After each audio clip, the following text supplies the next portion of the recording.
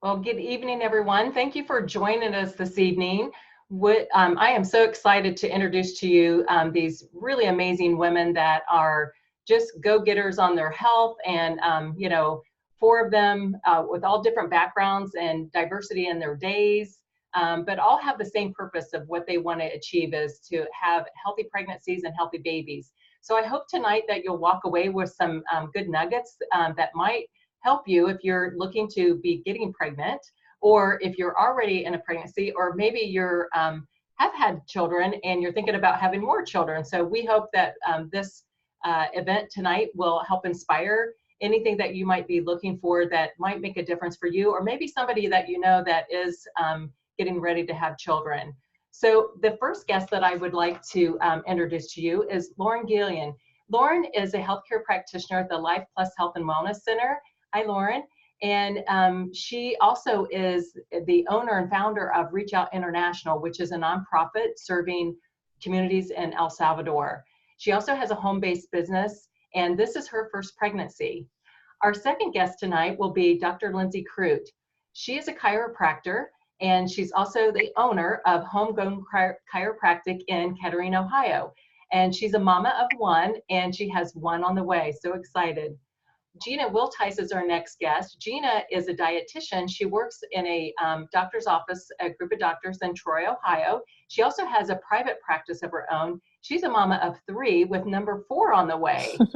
And then our last guest, Stacy Kennard. She is a stay-at-home homeschooling mama of 3 children with one on the way, due in January. She's also a reverend. I've heard her speak, and I just love her speaking, but she's a reverend whose ministry work is, she, in the last few years, have been serving God to be direct towards healing women in their marriages and their children.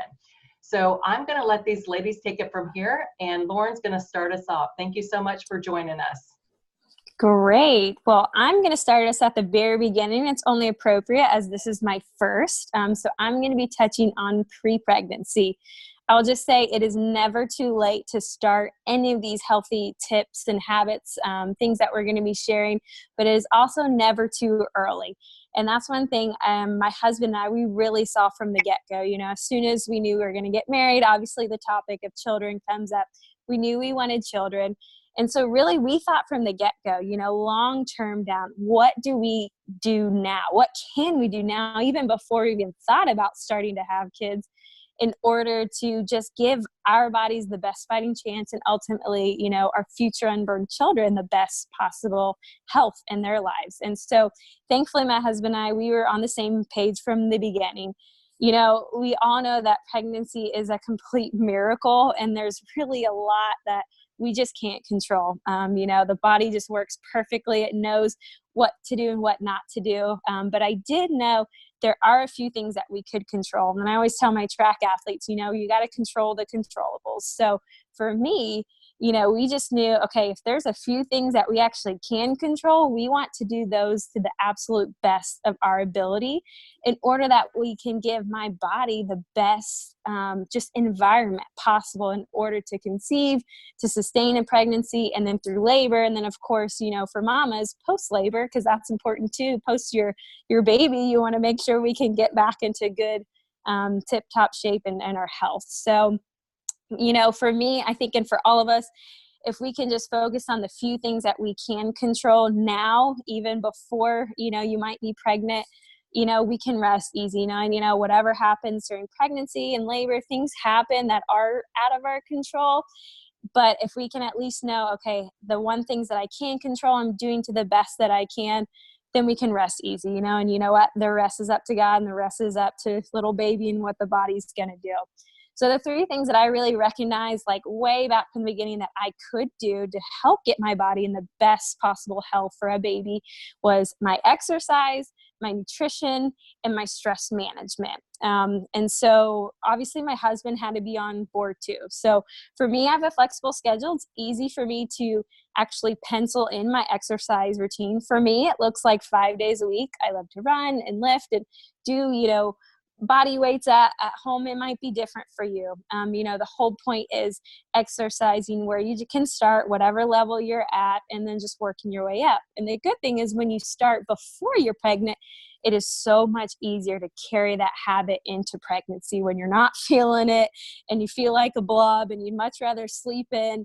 If we've already established those habits from the get-go, it's so much easier during pregnancy. And for what I've been told, post-pregnancy of getting back into, pre-baby shape. So that was the first thing. For my husband, it was a little harder for him because he works a lot. So it's more of a effort to be able to schedule that time in. And the reason I'm including my husband is because, as we know, it takes two to tango, right? You need those genes that my husband is giving is half of the equation. So he's either going to give me and baby good genes, good health, good habits, or bad ones. And so that's why it really had to be on board with both of us.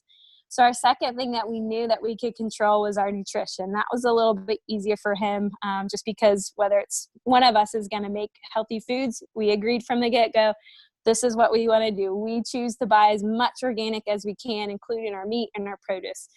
For us too, and my husband really didn't have an option in this matter, we decided to make a priority to flood our bodies with over 30 fruits, vegetables, and berries that's in encapsulated form every single day. So I've been doing this for over 14 years. So I'm just so happy that, I've had 14 years of this good nutrition hardwired into my genetics. For my husband, it was over 2 years now. And so we both kind of knew that was one thing that we could do to get more good, healthy food into our bodies, which, as we know, that ultimately plays with the development of your fetus and then a baby and so on and so forth. So that was non-negotiable, but thankfully we happily both, made those things a priority in order to give, to our bodies and then to baby as well. And so a third thing I really knew I could control is stress management. There's been a lot more studies that have come out showing both the positive and the negative that bad stress or good stress can put on the baby's development. And so for me, stress management kind of looks like taking Epsom salt baths. That is a great way for me, not only physically it feels good, but mentally to wind down, whether it's turning on music or, through prayer or a devotion or a book. Things like reflexology, that is my world. So that's a good thing. Getting chiropractic care for me as well is not only physically good for my body, but mentally knowing I'm doing something good for me is a really good stress reliever for me. And bonus for me, exercise actually relieves my stress. So I'm getting the exercise and I'm getting that stress out of my mind. So I just, encourage you guys, those three things, again, it's never too late to start and it's never too early to start on those things. The few things that we can control, we can give our baby the absolute best fighting chance and create the best environment for it when we do those things and make them a priority. So it's all about our progress and getting little by little. So no judgment, but these are just some tips that we can kind of focus on from way before you even think about conceiving. So I know Dr. Lindsay, she's actually going to talk about things that we can do now during pregnancy. So I'm excited to learn from her too. Well, thank you, Lauren. I definitely agree with everything that you said. I am a chiropractor, and not only a chiropractor, but I'm what's called a Webster certified chiropractor. So I took special training to work with mamas during pregnancy and help to balance their bodies. And I also work with a lot of babies too. So I kind of jokingly say I work from people from womb to tomb. And it's only natural that I talk about some of the physical aspects during pregnancy. Obviously, our bodies are going through huge changes physically and chemically.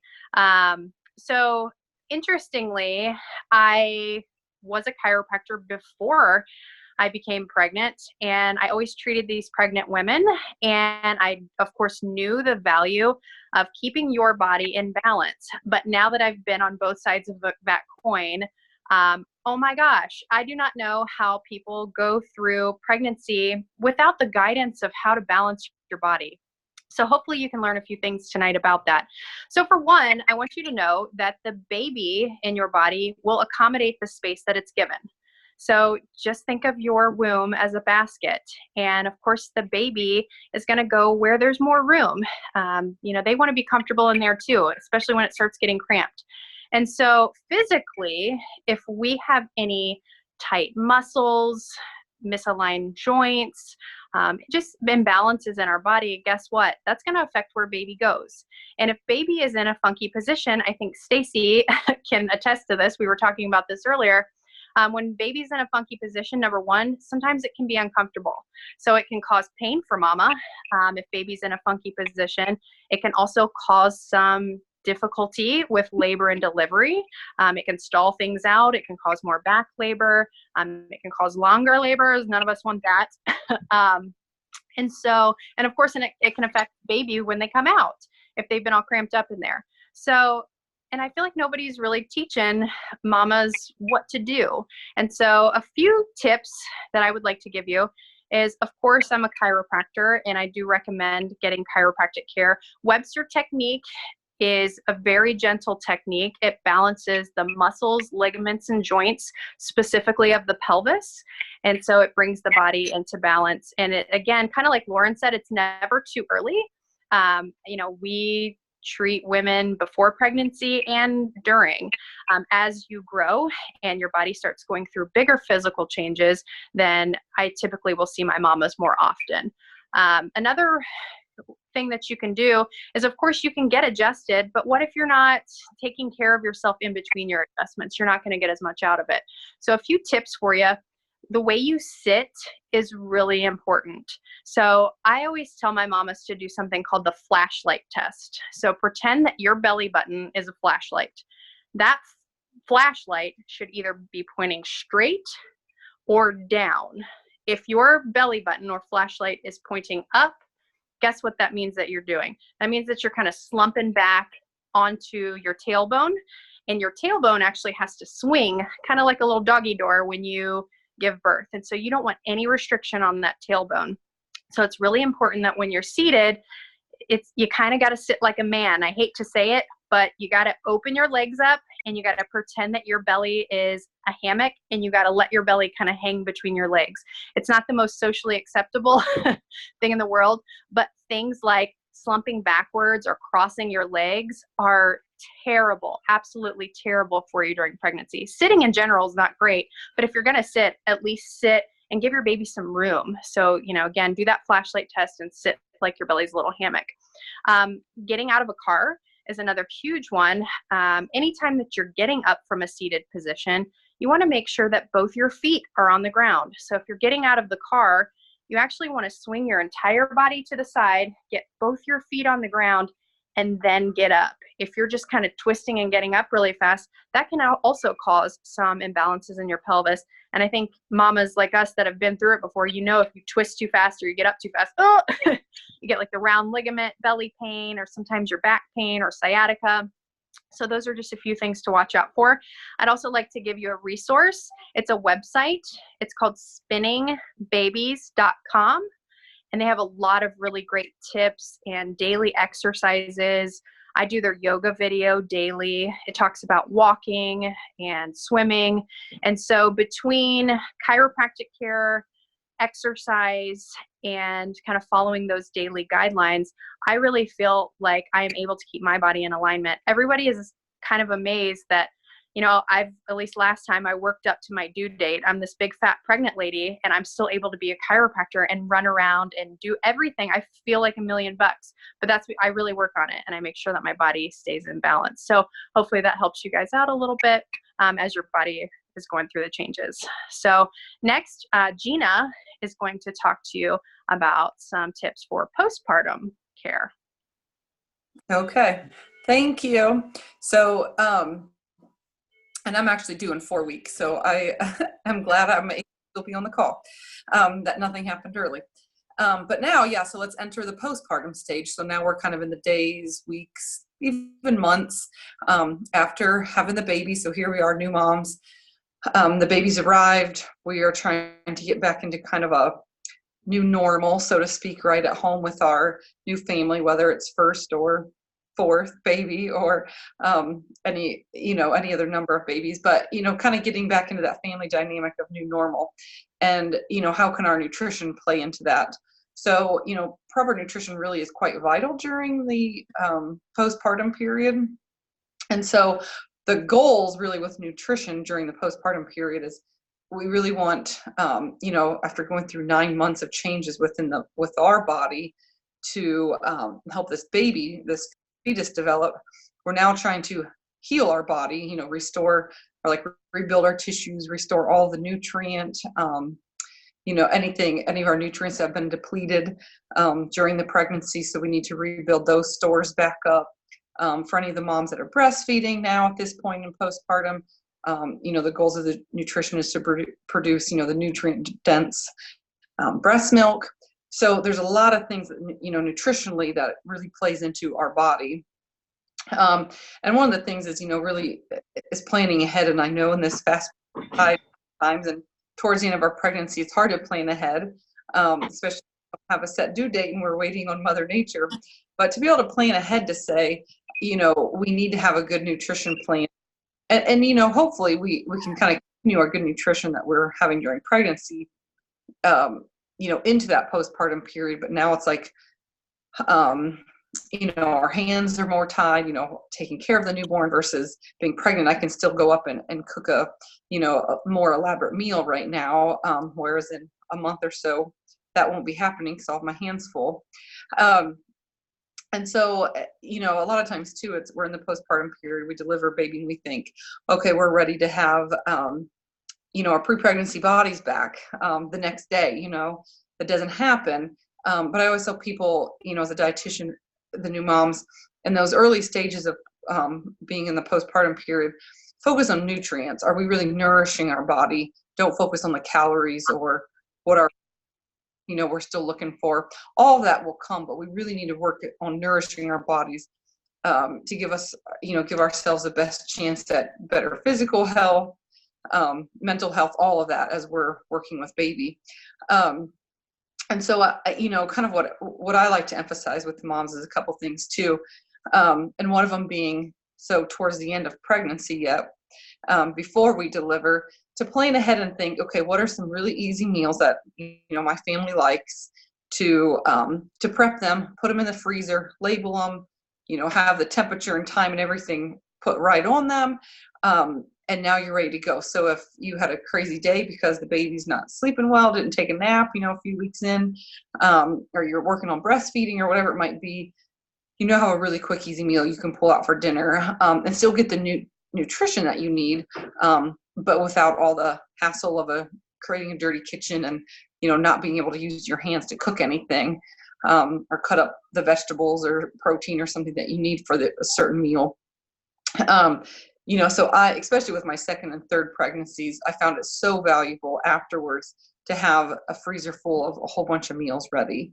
And I think it allows us to spend more time and to have that bonding time that we need with our baby too, because we're not in the kitchen cooking to get the still the good nutrition we need. So planning ahead really saved us and my family. So I encourage you to kind of think ahead, plan ahead towards the end of the pregnancy. The next thing is kind of asking or looking for help for like meal assistance. So for example, what I mean by that is like, think about, is there like a resource you can tap into with like family and friends for like a meal train of some sort? I actually, the last 2 pregnancies had meal trains from my church. Was a huge blessing because 5 o'clock, doorbell would ring for a couple weeks and, we got hot meals, very good nutritious meals. And again, I didn't have to plan them or prepare them, and I could, continue to bond and be with my children. Another good thing, I've done this personally. I recommend this to moms getting ready to deliver. Especially after the first one, my second and third one, I've had friends ask, "Oh, what do you need in terms of baby stuff?" And I'm like, "I think we have all the baby stuff we need," because I want to buy a gift. I'm like, what would be really great though is to bring a meal over. So we've had multiple people do that instead of like another baby gift, for example. But they bring meals. So that's another really good idea too. That you, instead of a gift, ask for someone to bring a meal over when they come, you know, because you're going to want, or people will want to come visit you and see the baby, but they can bring a meal instead of a different gift, which to me was as much of a gift as anything. And then lastly too, I mean, just stacking or kind of stocking up on some of the snacks, because a lot of times typically, especially at breastfeeding, because moms who are breastfeeding, typically their bodies will use up to like 500 calories a day just to be able to produce the milk that's needed for the infant. And so we tend to find ourselves a little hungrier, perhaps than normal, and so, or what we're used to. So having some readily available, healthier type snacks is also another thing. So maybe even before delivery, kind of come up with a snack list of some, you know, with fresh ingredients. After you come home from the hospital, when you're not want to go out, you can give that list to your spouse, to your friend, to your mom, mother-in-law, someone that will be going to the grocery store and can pick up those items for you. So whether it's something that you want to be able to, you know, just have some fresh fruit handy, maybe even something that's already pre-cut. One of my favorite gifts when my second was born, it was actually someone gave us one of those big edible arrangements with all the fruit that's already cut up. Me and my daughter and husband, we ate, I mean, it was wonderful because all of it was already cut up, prepared. I could just walk into the fridge or walk over to the fridge and get some fresh fruit out. So things like that are simple, you know, some kind of already pre-cut veggies with hummus or something that doesn't take prep work for you, but it's still kind of giving you, you know, nutrition. Even something like some berries, some spinach, you know, something that you can turn in and throw into a smoothie. You know, having a good like plant-based protein to throw in with some like I said, some berries or some spinach or something. Make a quick smoothie. That's another good kind of snack too that can kind of fill in between meals when we're feeling hungry, when we're breastfeeding too. So again, I always say kind of think color in terms of even any of the snacks. So that way, you know, we know we're getting the nutrition, because all those colors, as I say, the USDA coins like Eat the Rainbow, all those different colors of the rainbow are basically giving you different content in terms of vitamins, minerals, antioxidants, all those things our bodies need to recover. So, you know, so I just encourage, you know, prior to delivery, kind of start thinking ahead, even for that postpartum period where, again, we're going to want to bond, we're going to be tired, sleep deprived. So, you know, we want to have those things readily available for us to be able to continue the proper nutrition that hopefully we've been kind of working on through pregnancy.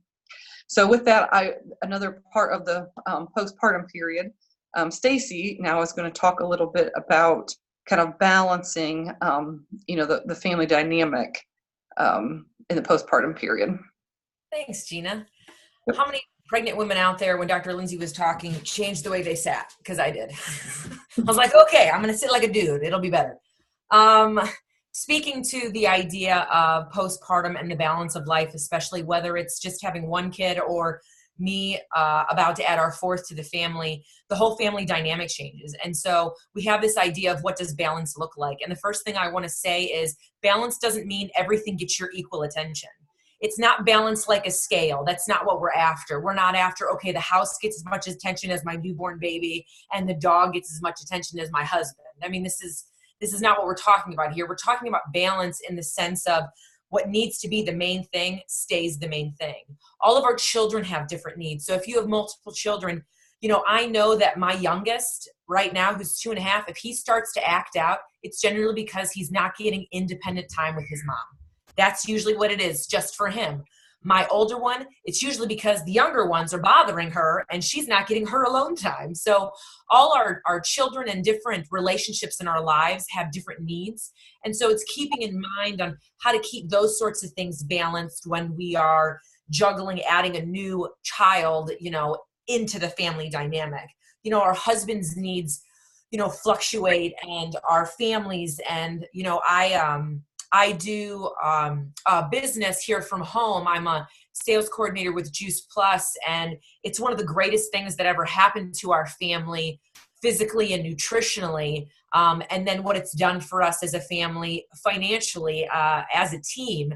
And that needs to find its balance within this new baby that has, come into play.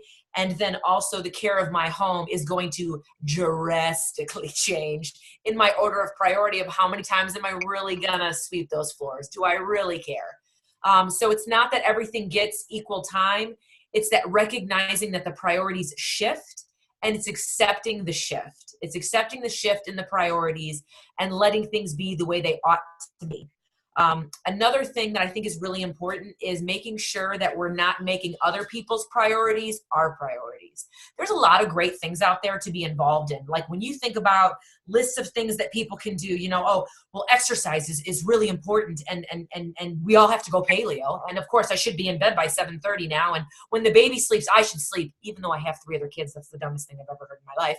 And, parenting philosophy, which one are you? And current books and politics. I should be gardening. The bees, oh my God, the bees are disappearing. We need beehives. These are all really great things. It's not that any of them are bad. All of these are really great and wonderful, lofty ideas. But what some people are passionate about and seeking after don't have to be what we're passionate and seeking after.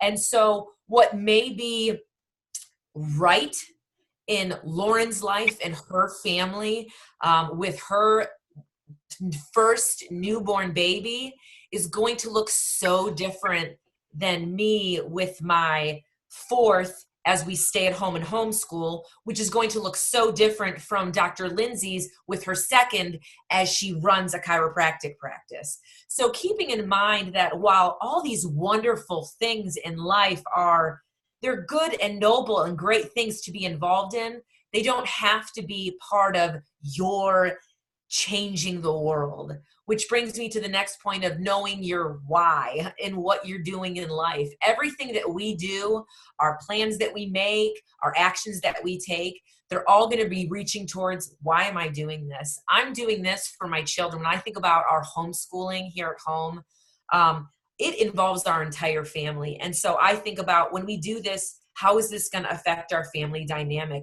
Is this really where our time needs to be spent? If I'm going to spend time in my business, how much time is proper and is good to take away from these other areas?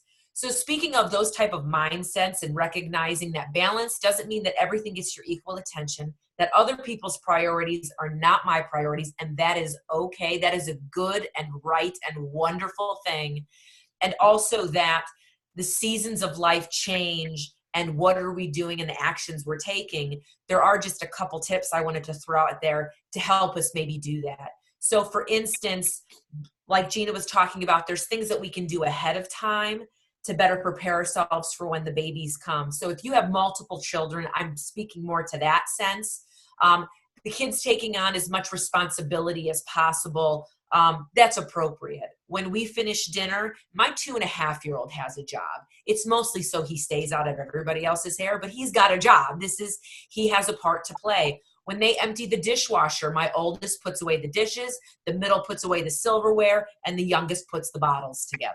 Everybody has a part to play. When we do the laundry, the youngest folds the washcloths terribly, but he does it. The middle one pairs the socks, and the older one puts it away. Everybody has a part. Another thing that's really great is putting timers and reminders on your phone. I use the alarm on my phone for 8 million different things. So that really comes in handy. And the last thing I want to say real quick as a great tip, when you are on your 4th child and you are going to nurse that baby and you cannot get up and intervene when a child is drawing on a wall, it's really important. One of the greatest things we can train our children to do is to come. My 2.5-year-old, we have been working on it for the last several weeks.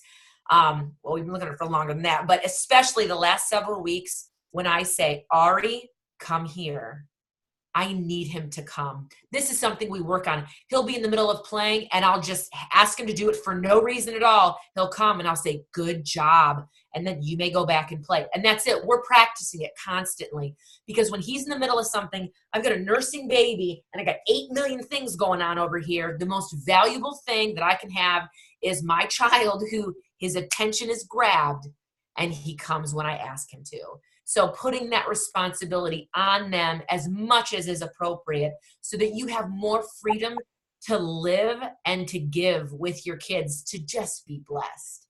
So I hope those tips help in keeping a more balanced mindset and then also a more balanced physical home.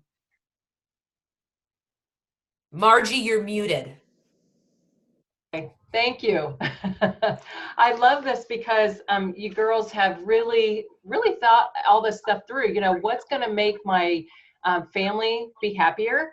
Because the more we're planning and we kind of look ahead and see how we can balance all of these things, is going to make, you know, everybody in the house happy. Because if mommy and nursing baby are happy, I really believe the rest of the household is happy as well. So I love these tips, these ideas that really empower us as moms, as wives, to be able to have that balanced life, you know, so we can have, you know, a healthy environment, period, you know, for everybody.